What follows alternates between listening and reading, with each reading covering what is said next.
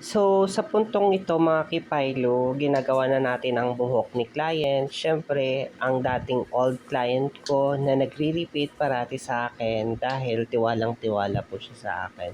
So, as you can see, very dry ang buhok ni client pero bibigyan natin ng justice para maibalik ang kanyang buhay-buhay na kanyang buhok.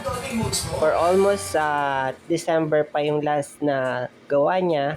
So, ngayon lang may time para balikan ang kanyang buhok. So, bibigyan natin ng napakagandang resulta this year, 2024.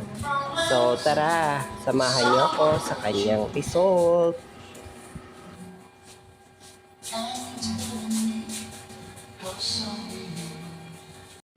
So, ito na nga guys yung kanyang before. As you can see, dry na dry. And this is the final look. Ayan. Hindi kasi ma-embrace yung color dito sa video, pero ash brown po yan. Ayan. Ayan, napakaganda, nakakalambot.